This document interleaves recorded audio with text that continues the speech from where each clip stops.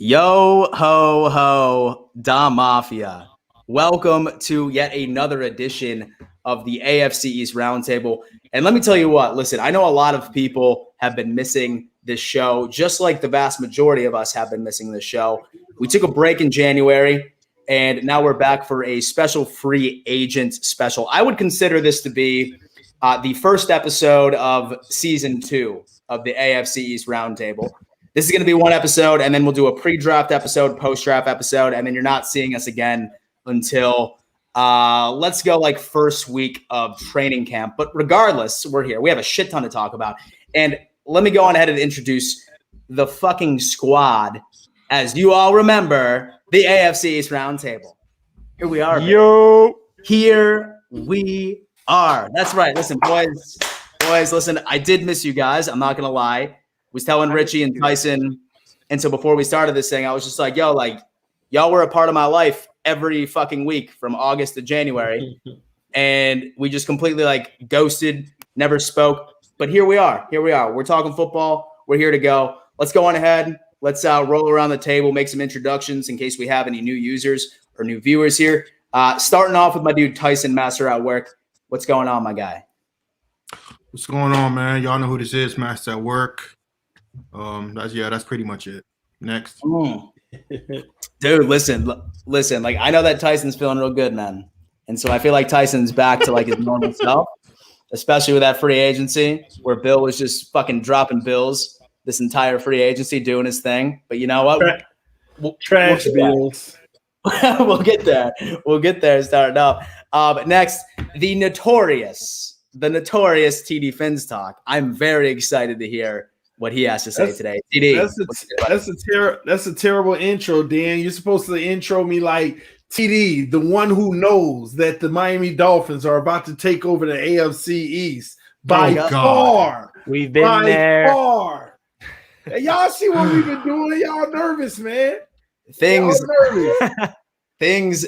don't change. Audience, let me tell you what, like, TD basically just dissed me. Like, I told him that I was going to be like in his city like at the end of April, and he was just like, yo, bro, like, nah, like, we're not chilling. Like, nah. Like, I mean, he said that he does not want to chill with me, like, when I came down to Miami. That's fucked, bro. That's fucked. Like, I mean. No, I'll chill with you. I told you, I'll chill with you, but you're not going to make it home, man. And that's I'm not going to make it back? No. Oh, my God, man. My God. Okay, hey, regardless, last but not least, my man Richie, like I told him, I'm seeing Jets fans in the chat first time. Yes, sir. I love it. I missed you guys. What's going on, Rich? Jets fans, spam the Jet emoji in the chat because we are taking over the AFC East Roundtable this year because I'm not going to lie, you guys were slacking in the first season. I was alone. I was getting ganged up on. I was depressed. All I had was Bills, Dolphins, and Patriots fans sympathizing with me because I was so depressed of how bad the Jets are. But we're back, baby. The Robert Saleh era has begun. And let's see what will happen. And I'm really excited because I missed you guys. I missed Tyson. I missed Dan. I missed TD, even though we all hate each other's teams. But we're back, and I'm excited to be back. Shout out to everybody in the chat, though. All the AFC East Roundtable fans that tune into Jets Media. You guys are the best. Perfect. Shout out to Steph. Yo, dude, listen, Steph, I swear to God, she could probably claim me as a dependent, like, in her taxes this year. Last stream, yo, like, wow, dude. Like, I mean, like, has been very generous. Steph, I love you. Thank you so much. I promise you were about to have a show today. You were about to have a show. Dan, that's sad, though, you know, a loyal Buffalo Bills fan putting money towards the Bills. That's just sad, though, man. Hey, listen, man. She knows a good team when she sees one, baby. She knows a good team when she sees one, baby. So listen, that's cool. That's what's up. She rocking with him, though. You can yeah, man. She's awesome. So yeah, guys, honestly, like, I mean, I know that from all of the Bills fans' perspective, we know exactly what happened this free agency.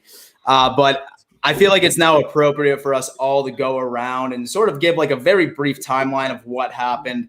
And we'll go from there. Richie, got to hear from the Jets because I got to be honest with you. I would say that I have followed your team the least as far as all of the moves that you have made. So why don't you give us a rundown? And let's go from there. Yeah, man. So the New York Jets, their approach to free agency is not like previous Jets general managers, which is trying to win free agency, which is what we did when we signed Le'Veon Bell and CJ Mosley. Every Jets fan was so excited. We got superstar on both sides of the ball. We gave them incredible and guaranteed money, and they both ended up being busts. That led to our GM being fired. Now we have a new man in the building, and his name is Joe Douglas, and he is building this team for the future. He's not going to go out there and sign players that's already hit their peak, and I love what he's doing. He brought in 2 guys, and the most money that he spent were on premier positions that we need desperately. Edge rusher. We got a guy named Lawson, who's on the Cincinnati Bengals, who is second in the NFL in quarterback hits. He's only 25 years old, and the best is yet to come. And it is a perfect fit in the Robert Saleh defense. He's going to be next to Quinnen Williams, who I think is going to become even more of a dominant interior defensive line. Now we have an actual edge pressure on the edge with Lawson. So that was our big ticket guy. We signed him to a 3-year, $45 million contract, $30 million guaranteed. And I love that he got him in the building because the Jets have lacked a true edge pressure on the defense for a long time. And what Robert Saleh is doing and Joe Douglas is doing in free agency is they're stacking that defensive line like no tomorrow. We got Sheldon Rankins, a former first-round pick from the New Orleans Saints, and we also just signed Vinnie Curry today, which is not a crazy signing. He's a veteran. He's only came here for a 1-year deal, but we're beefing up that defensive line because Robert Saleh's mindset when it comes to defense is he wants to get to the quarterback to give the defensive backs jobs way easier. And we signed another linebacker who's a former first-round pick. So we are going to get to the quarterback this year and make the quarterback not get any comfortable back there behind the line, because what Robert Saleh done for the San Francisco 49ers is just nonstop getting to the quarterback. So on the offensive end, we brought in Corey Davis. Corey Davis is a former 5th overall pick, and I feel like still has a ton of upside. I think that he has a lot of potential still within him. I don't think he hit his peak yet. We gave him a 3-year contract, $27 million guaranteed. So we definitely needed a wide receiver, and I love him next to Denzel Mims and James Crowder in the slot. So what the Jets are doing in free agency is they're not going all in to win this year. They understand there's so much holes on this team, and they know they're not a Super Bowl contender next year. I know you guys already knew that, but Joe Douglas knows that as well. We are not going to win the Super Bowl or not going to win the division in 2021. He's building this team for the future by maintaining cap flexibility, because when we do fill in all the holes in 2022, 2023, that's when he's going to get really aggressive and sign the big ticket guys. So I love his approach. He's being smart with his money. He's not investing ridiculous money into 28, 30-year-old players that already hit their prime like past general managers has done. And we have so much draft capital. We have 9 picks in this coming draft, 9 picks next year's draft. So there's a lot of room to grow. And Joe Douglas's mindset is to build this thing through the draft. And that's how you build a winnable, sustainable winning culture for the future. And the Jets have never done that. They've tried to win free agency. I know all you guys know what the Jets have done previously, and that's winning free agency. Like I mentioned, signing Le'Veon Bell, signing CJ Mosley, absolute mistake of signings. We gave him so much money for what they did in past years. CJ Mosley was a 4-time Pro Bowler, and he was looked at as the best middle linebacker in the league, top 5. And then we gave him that contract, and he became an absolute bust. He's not even played 1 game in 2 years. Le'Veon Bell, we know what happened. So Joe Douglas is not going to give you money for what you did on previous teams. He's going to invest money into young talent because he wants to give you the ability to hit your potential, hit your peak on the New York Jets instead of paying you for what you did previously. So that's very refreshing because the Jets have never had this approach, and it's more of a long-term approach. So we will see what will happen, but I am very satisfied with the New York Jets free agency so far. Oh, man. And so to be honest with you, that was some great insight. I really like how Saleh has been able to go on ahead and really double down on your strength already. And that's your front 7, which is awesome. I mean, might as well go on ahead and just double down on your strength and just figure out the rest of it as you go. But now I think that this is a perfect transition over to the TD. TD, I'm not going to lie to you, bro. From an objective standpoint, I thought your sort of free agency period was a bit anticlimactic. I was expecting you guys to make a lot more splash moves other than Will Fuller, but I do want to hear your sort of takes and what you thought about into your entire free agency period. That's me. First off, we had a very humbled free agency, but it's very interesting how what they did this free agency. They actually just made the team better under the radar. And we already know we had one of the top defenses in the NFL. I think we ended the season at number 7 or something like that. I know Buffalo ruined our number 1 ranking in that last game. So congratulations. You kicked us all the way from number 1 and number 7 just from one game alone. But we had a top defense, and everybody had the mindset we'd be going into free agency with offense. And the reality is we, I believe, completed the defense with the exception of one piece. What did we do? We added depth in every position, and we're not talking about trash depth, and we're not talking about superstar depth, but depth being exactly what it is, guys who can come in, give you spurts of starter quality, at a really good price to fill holes that if someone got hurt, you'll still be okay. On top of that, we upgraded the defense by shipping Shaq Lawson over to Houston, and in return, bringing in McKinney, which is like a hard-nosed run stopper, big-time linebacker who is going to make a lot of plays for Miami. So we've upgraded in that regards on the D-line. Everybody already knows our secondary was stacked, but we even brought in additional depth at the secondary. When it comes to the linebackers, listen, I personally feel like we're going to have one of the best linebacking cores in the NFL this year. Front 7 is like ridiculous, and our secondary is like next level. But we're going to go into the draft and find an additional edge rusher to help out Emmanuel Ogbah, who had an amazing season. And I already think I know who that is from the Miami Hurricanes at number 18, but we'll see how that goes. But defense, I feel like what we did is just finish the defense. We finished the defense, and what we already had was a great defense. We made it even better. So that's done and to the side with the exception of a pass rusher. So then whenever you go on offense and you look at what does the Miami Dolphins need to do on the offensive side of the ball, first of all, we're missing 2 pieces on the O-line. We got to get better at center, and we got to get better at right tackle. We addressed the center position with a starter who's been a starter in this league for a while, and that's with Matt Scurra. He was in Baltimore. They moved on, and we were able to pick him up and bring him in and solidify that position because we have 3 rookies that played phenomenal at left tackle, left guard, and right guard last year. Well, right tackle, but they moved them. So right now we're short a right tackle. So we're short a defensive end. We're short a right tackle. At the wide receiver position, I think everybody know with Will Fuller coming in, he will be suspended for 1 game to finish his suspension, and then he'll be eligible to play the last 15 games. Will Fuller is a guy that could take the top off of any defense. He's not just a one-trick pony with his speed. He can also run routes through the middle of the field, make plays. And that's going to be huge for either Tua Tagovailoa or Robert Kraft's son, Desean Watson. So we'll see how that goes. All right. Now, also on the offense, excuse me. That's pretty much it, ladies and gentlemen. We brought in a running back to help out by committee, but we're going to need an additional running back. So the Miami Dolphins have left themselves with 3 impossible holes that have to be filled. One is defensive end, and not even a starter, depth. We need a good defensive end to provide depth at the position. So that doesn't have to be the blue chip guy, but I think we're going to go in the draft and get our defensive end. We also need a right tackle. So we traded with the Tennessee Titans with their trouble Isaiah Wilson, a right tackle, first rounder last year, number 29th overall. We got him for free, basically. Because of his off the field issues, and that already came back to bite us. We already cut him. We signed him.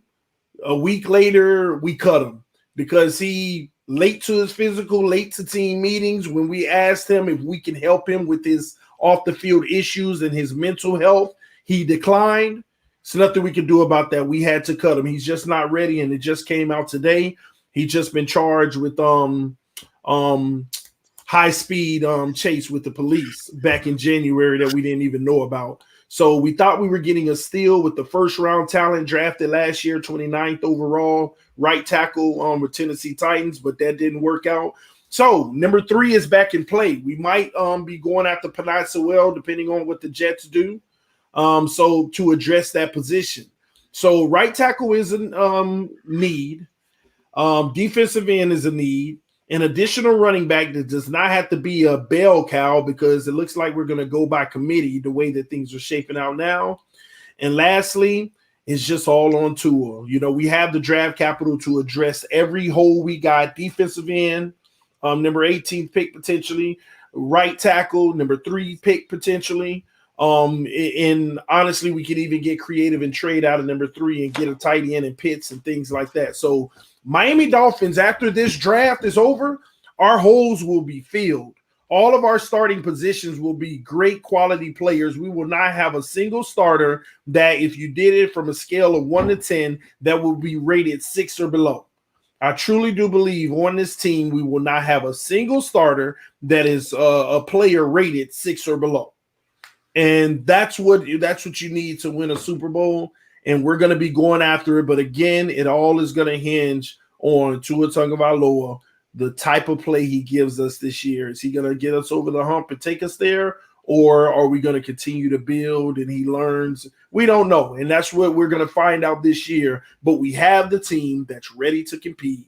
And I'm telling you now, when we finish this draft, it's going to be bananas, man. Super Bowl bound, baby. Buffalo winning three games, by the way. Yo, he had to throw the dig in there for the Bills. He had to. Like, they're facts. Would not be a TD monologue without it, Facts. But all right. So, I mean, definitely interesting. Like, I mean, I did want to save the question for what's your biggest need afterwards, but whatever. We'll just reiterate.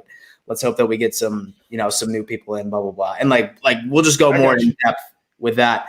But hey, listen, I mean, now we need to go over to the guy that probably had the most exciting free agency, I think, out of all of our teams. And it just so happen to be Tyson, master at work, representing the New England Patriots. What happened there, buddy? Okay, first I want to say if the Miami Dolphins get Desean Watson, I will be sending a box of pudding pops to TD's house. So I'm kind of hope you guys get him. It'll be the worst PR move in the history of the NFL. But let's get to the Patriots. So I was under the impression that nobody wants to play for Bill Belichick no more. That it's all Brady. No player's going to want to sign for Belichick. I told you this at the end of last season that the Patriots had over $60 million in cap space to spend. So what did they do in the first? Was it 3 hours of the free agency of legal tampering period? They spent over $146 million in salary cap. They traded for Trent Brown, shoring up the offensive line. Re-signed David Andrews, brought back Kyle Van Noy because what did I tell you? That player signed for Miami for the free for the free tax, no tax deductions, state tax, and for South Beach, and that's it. He's come back home because you don't go to Miami to win. You come back to New England to win championships. So we re-signed David Andrews today, a couple of days ago. Re-signed Nick Folk, one of the best kickers in the NFL. Lawrence Guy just re-signed today. So we're pretty much built right now greatly on the offensive line. We went out and signed Matt Judon, one of the best linebackers / pass rushers in the NFL from the Ravens. That was a steal. We ended up getting a 2 tight end set with Jonnu Smith from the Titans. I actually liked him over Hunter Henry. And once we got Jonnu Smith, I really didn't believe that we were going to go out and draft and get Hunter Henry. So we kind of double dip going back to the Hernandez Gronkowski 2 tight end set. Because those 2 tight ends, as if you remember, Cam Newton's biggest strength was throwing it to Greg Olsen, which was pretty much his strength. He's not really good at throwing outside the numbers, so we got him 2 tight ends. So if he does start week 1, he's going to be better with that. And a year removed from COVID and opt-outs, which, by the way, Dante Hightower's come back. Remember, our team had the most opt-outs. We had 9 players opt out, and they're all coming back. Besides Patrick Chung, who retired, which is one of the best safeties in Patriots history. He retired with 3 Super Bowl rings. So I'm appreciative for Patrick Chung, but then we went out and got Jalen Mills from the Eagles. We got we shared up. We got David Godcho from the Dolphins. Like I said, he just quoted. I think was it yesterday that he said that was there really any other option? Of course, I'm going to go to New England. Like I said, nobody stays in Miami. They always come to us to win. Wes Welker, the list goes on and on. We got I think it was Henry Smith from the Jets on the defensive line. We got Kendrick, the Born Identity from the 49ers. We got who else did we just got so many steals. Nelson Agualor, who had a career season last season. One thing that people say, Nelson Agualor, he drops a lot of balls. He didn't do that last season. He was great with Derek Carr. That just shows you got to get out of the filth that is the filthy Eagles to actually be. And he actually had a great Super Bowl against us too when they beat us. So I'm happy about that signing. I know everyone's gonna say it, and let me just get this off my chest right now, man. Let me just get this off my chest. Listen, Cam Newton. Oh my God! I know everyone wants to talk about Cam Newton. I want to explain this something. See, there's something called the NFL draft, where other teams draft their future prospects to their NFL team, which is why we fill up every single hole we have in free agency to prepare for the draft. We're at number 15. There are reports that they like Justin Fields, and they like Trey Lance. They like Mac Jones. And everyone can talk about Cam Newton all we want. Look at the money. He's only getting $3.5 million guaranteed. For comparison, every free agent that we signed this season, other than James White returning, is making double more money than Cam Newton is. You can't tell me that Cam Newton is the future of the team and you're only paying him $3.5 million. And another reason why they signed Cam Newton is because players respect Cam Newton. They want to go hat shopping with him. You can't go into free agency without a quarterback, and you can't go to Hunter Henry and Jonnu Smith and ask them to sign with you when you don't have a quarterback that's going to throw you the football. They did the Cam Newton signing for free agents. They literally did it 2 days before the legal tampering period. Not because they think he's going to be the starter, but because he's cheap. Players respect him. Players want to play with him. And we needed a quarterback to shop to try to get free agents to sign for us on the offensive side of the ball. There's still the draft.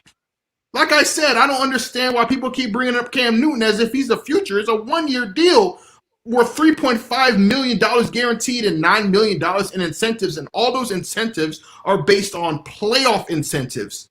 So I'm not worried about Cam Newton. I'm not, because at the end of the day, we fill up every single hole on both sides of the ball so we can potentially trade up and draft our future franchise quarterback. And to be honest with you, if you look at the 5 quarterbacks in the draft, one of them is going to fall. I guarantee you, those 5 quarterbacks that everyone keeps naming, one of them or 2 of them potentially is going to fall. Like, it's smoke and mirrors. Cam Newton was just a face you had to put on the franchise for the time being for free agency. So, yes, you can joke about Cam Newton this, Cam Newton that. He throws at receivers' feet. You got him 2 tight ends. That's going to strengthen his game if he does. And he's just a placeholder for whatever quarterback we draft can sit behind Cam, or a Cam Newton type quarterback, that he will be able to learn behind the offense and learn the offense for maybe a year or maybe the first 6 weeks. If Cam Newton goes out there and sucks like he did last season, then he's going to get benched, and whoever quarterback that we draft is going to be our starter. So Cam Newton is a smokescreen. And for any rival fan base that I've seen in the comment section, y'all don't know anything about football. Learn about the draft, learn what the Patriots did, and then I hear, the Patriots overspent. We spent money. Belichick's not going to go out there and sign the biggest names. That's one. He's going to go out there and get players that fit his system, players that love football, players that want to play for him. That's what he did. And at the end of the day, we signed the best free agents in football. We were the most busy in the offseason, whereas everyone was telling me that the Patriots, nobody wants to play for Belichick anymore. So, like I said, get out of here. At the end of the day, Cam Newton is our quarterback right now. But like I said, we got a month and a half until the draft. And we'll see what happens then. Like I said, man, that's pretty much all I got to say. And guys want to talk about Cam Newton before I say my last thing. Cam Newton's been to the Super Bowl more times than every other franchise that you guys root for. So that's that. He's back, baby. Tyson's back. I love it. I love it. I love it. Yeah, guys, listen, I mean, slow transition. I mean, Bills fans that are watching this, I mean, you've seen my content about what I've thought about this free agency. But, I mean, let me just give you a little taste of my overall thoughts. Number one, going into it, I did not expect us to do shit. And to be honest with you, I mean, going into it, we had no money. We had nothing. But shame on me for not putting my beliefs into the GM with the biggest cock in the NFL to work his wizardry. Okay. Not only did we end up re-signing Matt Milano, who I thought was going to be gone. In fact, my biggest fear was that he was about to be on one of these three teams that I'm currently collaborating with right now. I was almost convinced that he was either about to be a Dolphin, a Patriot, or a Jet. I just had a very, very strong feeling that that was about to happen. But dude, man, ends up signing a contract, in my opinion, which is below his market value, significantly below his market value. He's coming back to the Buffalo Bills. And as soon as when that re-signing ended up happening, we all sort of had that mentality saying, hey, you know what? If we were to sign Matt Milano, there's no way in hell that we were about to be able to re-sign Darrell Williams, who was a sleeper on our offensive line, who was a Pro Bowler in Carolina, had a 1 or 2 years off, but they just continuously switched this position up. But once he came to Buffalo and was significantly put into one role, he dominated. And when it came down to it, dude man ended up absolutely balling out. And we were ended up to re-signing him as well for a very lucrative deal. So those two were there. And we were like, okay, what about Feliciano? Who's that guy that was also a huge integral part to our offensive line? Were we able to bring him back? Most likely not. But once again, Brandon Beane pulls his magic, and there he is. So now we have three of our core players who we needed back from 2020 that made the trenches so great, right? Our front seven and the offensive trenches, amazing. So once that was all said and done, I was happy. Like the Buffalo Bills didn't have to do another thing whatsoever, and I would have been completely fine, and we could have just ended up focusing on the draft. But somehow we ended up pulling money out of our ass by going on ahead and restructuring Mario Addison, going on ahead and restructuring several other players on our team.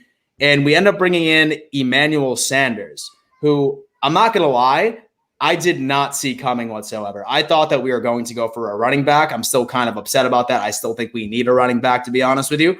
But we ended up taking Emmanuel Sanders, who, in my opinion, after we cut John Brown, which I was not the biggest fan of, but I understood because we needed to end up making some money. I think Emmanuel Sanders is a better receiver. And I think that Emmanuel Sanders is a cheaper option than what John Brown would have cost us if we were to retain him. When I look at this Buffalo Bills receiving core, when you look at Stephon Diggs, Cole Beasley, and Emmanuel Sanders, there is going to be a route running clinic versus every single defense that we play. So I really, really, really hope that defenses are be able to prepare. If they want to run man coverage, they're completely fucked. They really, really are. So once that's all said and done, I am definitely happy with what we have done so far in free agency. We've seen so many things where we've seen players such as Levi Wallace. We've seen players such as Isaiah McKenzie who have been being poached by different teams across the NFL, and they took pay cuts to stay with Buffalo because they have fallen in love with the culture that Sean McDermott and Brandon Beane have created in Western New York. And that just goes to show you how good of a management team that we have within our organization by itself. So, I mean, I feel good. I wasn't expecting any splash moves, so, I mean, I'm not upset. I mean, I would have loved Chris Carson. Don't get me wrong. I would have loved Chris Carson on this damn team. But at the end of the day, I'm going to be trusting the process, baby. I'm going to be trusting the process, and I'm looking for the Buffalo Bills to be back-to-back AFC East champions for the first time. Who knows? Like, TV, you'll have to be last year too, buddy. Okay, you'll have to be last year too. You'll have to be last year too. But hey, you know what? Hey, listen, we'll see.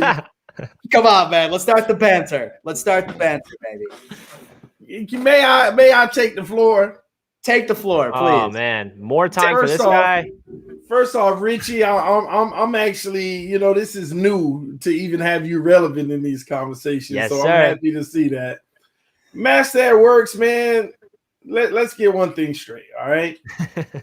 Y'all spent all this money and you went for broke, all right? That's just the reality. No, we didn't, because we still got like $12 and $15 million in cap space, bro. We still can go out and sign players. Yeah, like we broke. But listen, I was actually going to give y'all some credit. I don't care what nobody say. I've been saying this on the channel, whether people like it or not. The team that you worry about is the Patriots, because at the end of the day, what's going to make the difference from them is which quarterback they draft and how well they do their first year. If they pick someone in this draft that plays as well as Herbert did his first year, they can listen. They're going to be a tough out. It's going to be a tough out. They built the team. They built the roster. And Belichick, at the end of the day, the Patriots are back to being respectable. Last year, they were trash. I'm not one of those people that's talking about Cam Newton myself. He's the bridge right now. But if they get a rookie that comes in and lights it up, they're going to be a problem. So I respect that. And I'm going to keep it 1,000. I'm not going to sugarcoat it. Go ahead and close the door for me, okay? I'm not going to sugarcoat it. It is what it is. But we're still a better team at the end of the day, and we're going to slug that out. You did get a great player in Devon Godchild, though. A real stuffer, a guy who could penetrate that D-line and get in that backfield. So that's a huge win. But enough of the Patriots. Buffalo, just stop, Dan. Come on. First of all, your team didn't get better. Your team didn't get better, okay? Let's just be honest. You lost a few little things, complimentary things here and there. But what you brought in, your team didn't get better, bro. You're crazy. Bro. You got the same team. Better, man. No. You got the same team, and guess what? The jury is out on Josh Allen, because that AFC Championship game, you couldn't have looked more like a bum other than Mahomes in the Super Bowl. But the jury is out on Josh Allen. I told y'all. Everybody knows, bump and run, send pressure. He looks trash like his rookie season, okay? It's that simple. Why don't y'all just call a spade a spade? Put it like this. That never happens to elite quarterbacks. That never happened to Tom Brady.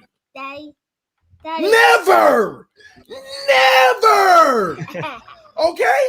So y'all stop this fake narrative, man. Understand that he's good for a regular season, playing all these boo-boo-the-fool defenses. But when you get into real competition, what happens? He flakes up like he always does. I'm done. So you're saying that Pat Mahomes is not elite? Did he look? It never happened to Brady. What Patrick Mahomes did never happened. That don't happen to elite quarterbacks, man. Y'all keep on raving for these kids that got everything they need all around them. Catch me when they get off their rookie deal. So Mahomes is a great talent, but let's see what he is off his rookie deal. I want to tell you why I don't fear the Bills. That's about me. I've been very kind and nice to the Bills last season. That's not going to happen this season, and I'm going to tell you why. Listen, Bills fans, I want you to listen very carefully to me. Okay? Last season, you had everything go your way in this division. Okay? You had the Jets literally trying to tank. You had the Patriots have 9 players opt out due to COVID. You didn't have to go into the elements with fans in the stands on the road, so that's a huge advantage. Josh Allen didn't have to feel the crowd noise beaming down on him when he had to go on the road. That's another advantage. Facts. You had so many advantages last season as to why you won the division. Like Tom Brady's finally gone. Patriots didn't have no damn cap space to spend. They had to roll with a bunch of bums on both sides of the ball. Like this year, it's different because you got every team in this division got better. The Jets they completely remade that entire roster. I think the Jets had one of the most impressive free agents runs in the division, just based on I was surprised at how many players they actually signed. And like I said, if they draft a quarterback, because they got a number 2 pick, then all bets are off. You know, they could definitely make a run in the next couple of years, and they're rebuilding. And the Dolphins, listen, at the end of the day, Miami, they got better as well. The question is, are they going to try to take that PR hit and get Watson? Like, they could literally get Watson, but the question is he going to play? But listen, like I said, the Bills are fool's gold this season. You guys won one division title since 20-something years. Josh Allen is going to feel the pressure because I'm gonna tell you one thing. It's one thing to have nobody see you coming, and it's another thing where you finally where everyone's paying attention to you. No one paid attention to the Bills last season. Now that all the pressure is on Josh Allen, how is he going to perform when all the expectations are there? You could prove me wrong and it completely switch, and the Bills could be exactly what they did last season. But that's going to be what can Josh Allen do when there's fans in the stands and there's a 17-game season, and you know what I mean? And the Patriots now, we're back. So like I said, man, I'm not afraid of any team in this division. And I'm going to say it like this. You guys can all say, oh, we're going to win the title, the AFC's title. I don't care about the AFC's title. I won a 7th Super Bowl. I don't care about winning a division. Division titles are a dime and a dozen for us. I don't care. Either you win the Super Bowl or you don't.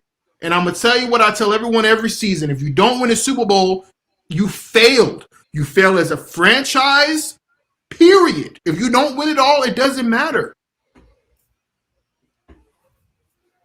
Okay. Listen. I'm loving the energy. I am really, really loving I respect the the Jets' love, master at work. Yeah, dude. Or should I say the respect to the Jets? Y'all had a great. I love to hear your guys' thoughts on the Jets because I feel like this is all Patriots, Dolphins, and Bills talk. What's going on over here? Yeah, dude. Well, honestly, Richie, I mean, I was going to shoot it over to you anyway. Yeah, go for it. So, I mean, all right. First off, I want to talk Darnold. I want to talk QB, but the question I'm going to ask you is probably going to revert back to that anyway. But your biggest need right now, bro. So what is it? Biggest need is cornerback, for sure. Okay. Cornerback. We have not signed one cornerback in free agency so far, but the unique thing of Robert Saleh and Joe Douglas's approach, like I preached earlier, and like you said, Dan, as well, we're doubling down on our best position group, which is the defensive line. We got an edge pressure. We got a bunch of veterans and young guys on the defensive line. And the Robert Saleh system is meant to make the secondary's job easier, where you don't necessarily have to have the best elite talent back there at the cornerback position because our defensive line is getting to the quarterback every single snap. I mean, I don't know if you guys are keeping up with who we're signing on this defensive line and who we already have, but it is going to be scary. Like, it is deep beyond 8 players on the type of people are coming in here. And if you guys remember the San Francisco 49ers defense the last 3 years, they had a lot of talent there with Nick Bosa, DeForest Buckner, Solomon Thomas. All those guys were dogs under Robert Saleh. So Saleh's better unleash them. So the cornerback position is the biggest need. I think we're going to tackle that in the draft. And then the second position that's in the biggest needs is the interior offensive line. I think we are solid with the left tackle position. Mekhi Becton, we're hoping, is the franchise left tackle. Right tackle, I like George Fant, but the interior offensive line needs to get beefed up. I like what we did with the wide receivers. We went out there and got Corey Davis, who I think is going to be a very solid addition to this wide receiving group. We also got Keelan Cole, who's going to be our wide receiver 4 on the Jets roster. And We're making moves, man. And I don't know if you guys will agree with this, but I think the New York Jets are probably the most intriguing topics in the NFL offseason. Every time I turn on ESPN, every time I turn on NFL Network, they're talking about the Jets. And that's simply because we have a huge question mark at the quarterback position. That's another need if you're having the mindset of Sam Darnold's not the guy. And we are in such an interesting situation. We have the 2nd overall pick in a very quarterback-friendly draft. And we have the 23rd pick as well. So 2 first-round picks. Nobody knows what we're going to do with it. The options are endless. And Jets fans, they've never been more divided. Jets Nation is toxic right now because everybody wants Zach Wilson. Everybody wants Justin Fields. Some people want to keep Sam Darnold, build around him. Because if I give you guys the options, it's like, I don't even know what I want. You can either trade that 2nd pick down and get a haul from a team like the Carolina Panthers, who have the 8th pick. We trade down to 8. We get their first round next year. We get 3 first-round picks next year, and then we get a shit ton of capital on top of that, and then we can draft Kyle Pitts at 8 and just build a super team of talent around Sam, and then we even get even more capital later on in the draft to just supplement this roster because this Jets team has a lot of holes, and I feel like we're really doing our due diligence on plugging in and getting these veterans in there, but Joe Douglas's mindset is to build this through the draft, and the biggest question mark is the quarterback group. Sam Darnold, is he going to be the quarterback? Are we trading him? There's a lot of teams out there that I feel like there's not a lot of teams out there, rather, that I feel like would want Sam. The Chicago Bears got Andy Dalton. Washington football team, they signed Ryan Fitzpatrick. We all thought that they would be a possibility for Sam. The San Francisco 49ers, they look like they're all in on Jimmy G. There's not a lot of teams out there that I feel like would want to give up capital for Sam Darnold. So it's going to be a crazy decision. And it's going to really make or break Joe Douglas's career as a Jets general manager, what he does at the quarterback position. Are we drafting Justin Fields? Are we drafting Zach Wilson? Are we drafting Trey Lance? Are we trading down and drafting quarterback? Are we trading down to building around Sam? I mean, the opportunities are endless, and it's going to be absolutely insane. I think the Desean Watson sweepstakes are over with the Jets after all these allegations come up. I don't think Joe Douglas just want to do anything because what he says over and over again is he values character. He wants to build a really good culture, which the Jets have never had in a long time. And they're bringing in really good high character guys. And a really good example of one of the signings is a very underrated signing is Justin Hardy. He was a special teams ace, special teams captain for the New Orleans Saints. He's the gunner. And a lot of people forget about special teams. In football, you need to be dominant on all 3 phases of the ball, offense, defense, and special teams. Justin Hardy was beloved in the Saints organization from top to bottom. I saw so many Saints fans being extremely upset that he left. And it's a special teams guy going to win a Super Bowl for you? But no, it's just an example of the type of Joe Douglas players that he's trying to get in the building of high character guys that just have a relentless work ethic. And Robert Saleh's mantra, right when he became the Jets head coach and his press conference, he said, all gas, no break. He wants his players to wake up every day, and when they go to sleep, they're better than when they did when they woke up. And that's the really good mantra for the Jets, especially with this rebuilding mode.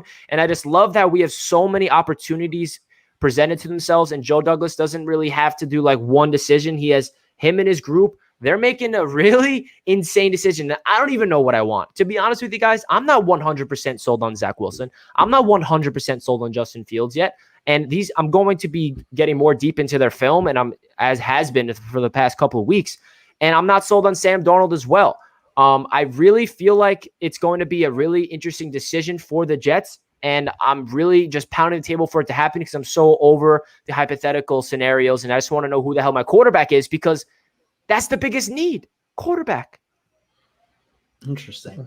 Okay. Honestly, I feel like I could go around and ask the same question to everybody else at the table, but a very interesting question just popped in my head. Okay. And I'm going to start off with TD. TD, do you think the AFC East will be the best division in football next year?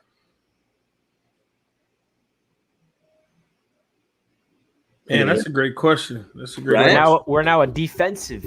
And so I'm trying to think of for sure. divisions. I know the Patriots will be respectable. The Dolphins are on the rise. The Jets are getting their act together, and the Bills are top of the division right now and holding it down. I thought about this a few weeks, 2 weeks ago, and now with free agency over, we have the best division in football now. Yeah, I agree with you. And that's even with the Jets where they are, because I like what they did in free agency. The Corey Davis one had me a little upset because I really wanted us to get him. I think we have the best division in football, and that's going to show. But what I don't like about it is we're going to start running the risk of beating each other up, making it even harder. Interesting. And so, Tyson, what do you think? No. I think the NFC West is the best division in football. Okay. It's not even a question. Here's the thing, we didn't have 2 wildcard teams get to the playoffs last year. We only got one team, the division winner, make the playoffs last year. Yeah. I need to see more. I need to see consistency. I need to see the Bills do well like they did last season. I need to see the Dolphins finally make the playoffs. I need the Jets not to be tanking, and obviously I need to see my team get back to where we were. I can't say that right now because if you look at just the quarterbacks in our division, like I said, the Jets don't know what they're doing. We don't know what we're doing because we got to wait till the draft. Are the Dolphins sticking with Tua? You literally got 3 teams in this division that has question marks at the quarterback position. Yeah, you're right. I can make an argument that the 2 best quarterbacks in this division are both in Buffalo. Yeah. Josh Allen and Mitchell Trubisky. And the Nickelodeon valuable player. Like that's a real big. I can make an argument for that. Trubisky's made the playoffs. Maybe Trubisky is an MVP. Is an MVP. He's a Pro Bowler. Watch out. He's baby. a Pro Bowler. I can make an argument that there isn't a quarterback in this division yet. Like you can't say you're the best division of football when you have question marks in 3 to 4 franchises at quarterback. No, I can't do that. It's a good point. It's a good point. Josh Allen's trash, So yeah, it's a good point. My God, he had to throw that in there. He had to. Richie, what you got, man? About the division. I would say the best division in football. This year, no. Future, yes, because I don't think the Jets are going to be the elite team in order to make that. Because if you're the best division of football, all 4 teams have to be competitive. I think the Jets will prove a lot of people wrong next year. But I think like in 2022, 2023 is when the Jets really have like an elite team and will be coming for the division. So I don't think this year will be that, but in a couple of years, sure. Beautiful. And I still don't know who my quarterback is. Like you said, you need to know. And like Master at Work said, I feel like the 2 best quarterbacks in the division is in Buffalo. And I don't know. TD shaking his head. I obviously have a big question mark at quarterback. Like I just went on a tantrum before. I'm not going to get into it again, but it's driving me damn insane. This better be the last offseason that I have to worry about my quarterback because I thought it was over in 2018 when we drafted Sam. You guys have no idea. I'm so over this. Richie, if your GM is smart, Richie, next year will be the last year you got to worry about your quarterback because y'all need to pass on a quarterback this year. Keep building your team and get all the draft. Keep building your team, get all the draft picks, and build your team and drop your quarterback on top like the cherry, man. Because you know what also hurts a quarterback is when your team isn't ready for him yet and making them look even worse. Sam Darnold. That's a good point. So give him more, see how he performs. And that's not with the load that you're going to get from those draft picks this year by trading out of 2 is going to guarantee you a top quarterback next year if you have to. Yeah, I mean, guarantee you. I agree. I mean, that's how I look at it as well. It's like a big wild card. Like, do you want to trade down and just become the richest team in NFL history in terms of draft capital and just build this thing through the draft like Joe Douglas has preached over and over again? And like you said, if we roll the dice with Sam and say in year 4 with the new system in place, with a very quarterback-friendly system, he still doesn't look good, then we have all the capital in the world to still go out there and go up. So it's a risk. The only problem is I feel bad for Sam if he stinks it up again because these Jets fans are going to come for his neck. His first two drives at MetLife Stadium is 3 and outs. They're going to be booing him out of the stadium. Like that's how relentless Jets fans are. New York City fans are. They're like that. So trust me, if they choose Sam Darnold and move back, I'm happy. Like I am not one of those Jets fans that think that's a mistake. There's a lot of Jets fans that would think that's a mistake. Jets fans have never been more divided in the offseason. And I just hope I look at it this way. Whatever decision Joe Douglas makes for this Jets, I'm going to be behind. I know some people think it's a cop-out or what do you prefer? You can't do that because you're going to be happy either way. But there's so many opportunities out there. And I really look at each scenario and see a positive in every single one because there's also a financial situation with the quarterback. Do we want to reset the rookie contract or do we want to give Sam Darnold the 5th-year option? What's $18 million? So there's a lot of positives in each scenario. And I'm going in there with an open mind and just really excited to see what they do. That's a beautiful thing, boys. And so we're getting on the 50-minute mark. So I think it is time for us to start putting in our closing remarks and just to let everyone know where we can find one another during this off season of gorgeous content. Starting off with Rich. Rich, where can the squad find you? What you got planned this off season? What's good, everybody? You guys know where to find me at Jets Media. All you guys showing love on all my streams. I appreciate it. I see all the Bills, Dolphins, and Patriots fans tuning in. But also, we got a lot of NFL fans in here. I'm putting a lot of work in my other YouTube channel, and it's called Touchdown Kingdom. I came out with 3 NFL mock drafts so far, first-round mocks, and we're coming out with a new series where we give you guys our top 5 players in each position in the NFL draft. So if you guys are interested, type in Touchdown Kingdom. I just hit 1,000 subs the other week, and I appreciate all the support over there. So all the NFL fans that want to support my other upcoming YouTube channel, all about the NFL, type in Touchdown Kingdom. And, of course, you guys know where to find me at Jets Media. Appreciate all the support on the AFC East Roundtable. You guys truly are amazing. Hey, Tyson, what you got, brother? Oh, yeah, you can follow me at my YouTube channel, Master at Work. Like I said, I don't really have much planned this off season. I'm going to try to keep. Is this a downtime until the draft? After the draft, I don't know. I'm probably just going to troll Dolphins fans and Bills fans and Chiefs fans for the rest of the off season. And like I said, this is going to be a long off season. So yeah, just follow me at Master. Oh yeah, and I want to appreciate everyone for subscribing. I think I'm at like 11,000 subs right now. So I want to appreciate everyone for subscribing. Awesome. And yeah, that's pretty much it, man. That's awesome. TD, what you got, bro? Hey, Rich, man, I love Touchdown Kingdom, man. Y'all got to go check that out. But no, Miami Dolphins, we doing it big. This is our year. We'll see how that turns out. You can catch me at TD Fans Talk, home of the real Miami Dolphin fans. And also, we're still not out on Watson. That's something that, believe it or not, a little birdie whispered to me. The deal was already in place. To be executed on Wednesday, and Tuesday all the craziness came, so all of that was ceased for now. So I will tell y'all now, that was actually in place from my knowledge. All right, will they continue to pursue it? We shall see. But I know if that does happen, it probably is going to come with some type of suspension regardless of the outcome of all of these allegations.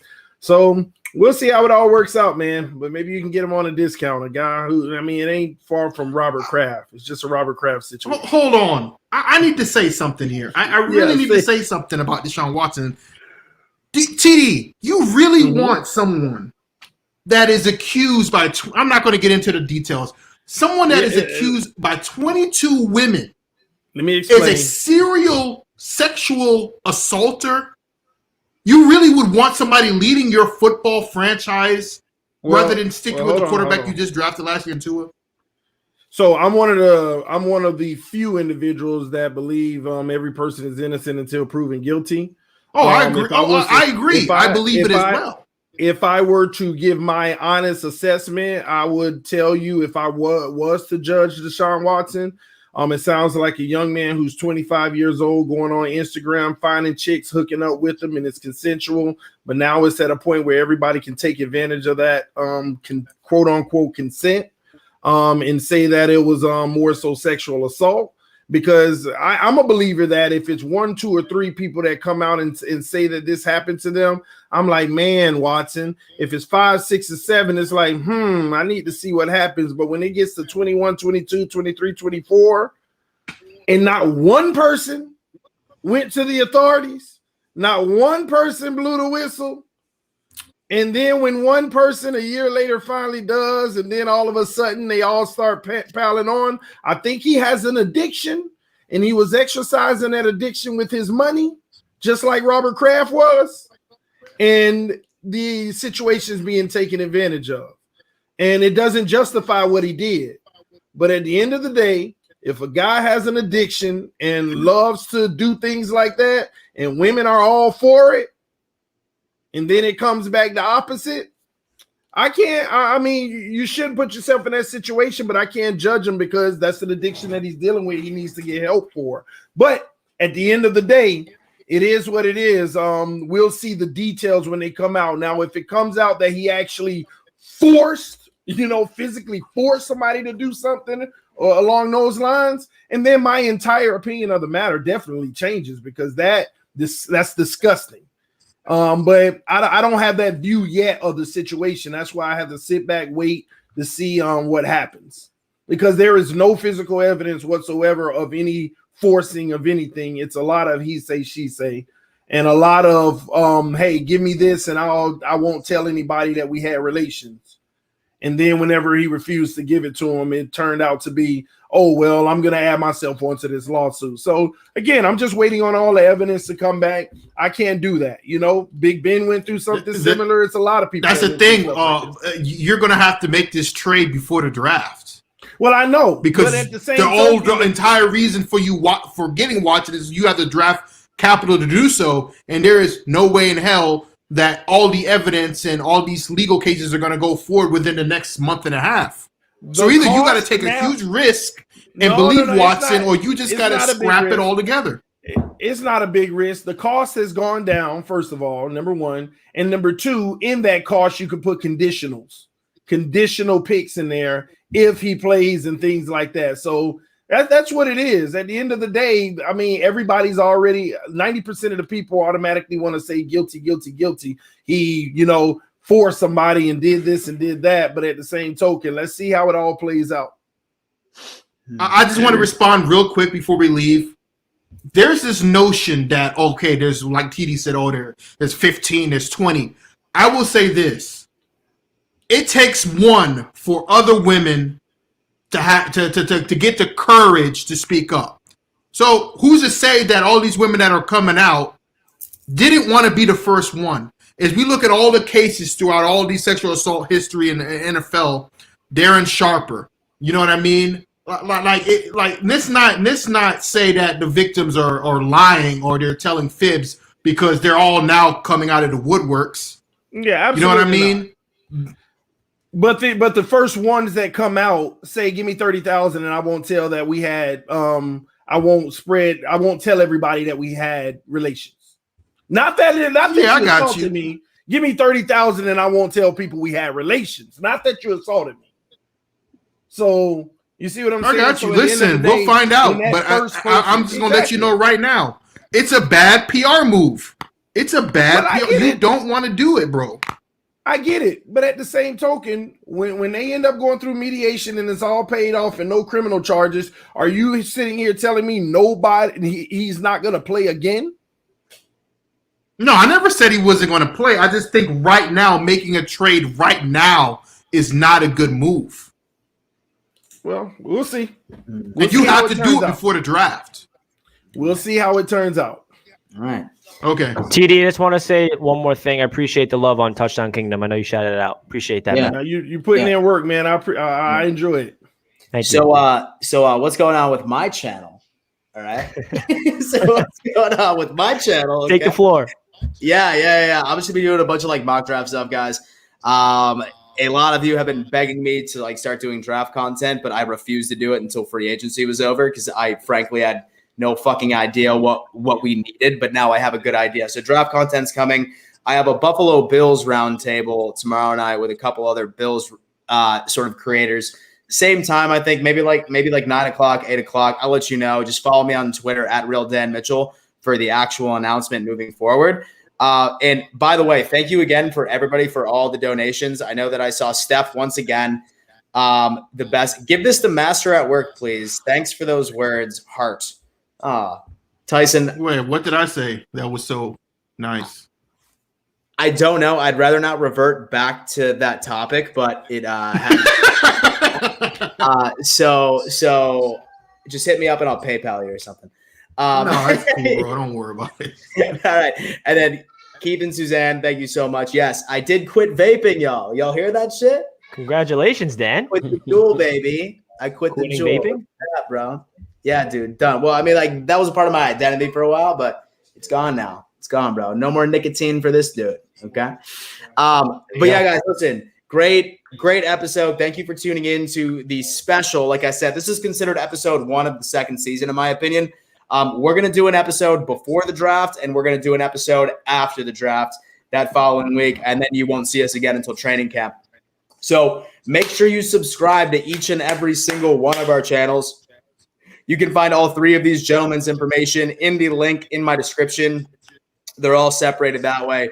And say that you're a Dolphins, Pats, or Jets fan, go ahead and hit the subscribe button on this channel as well so you can keep up with all content going on in the AFC East. Guys, we cannot thank you enough for being supporters of the AFC East Roundtable. The 2021 season is about to be fucking crazy. Thank you for tuning in, and until next time.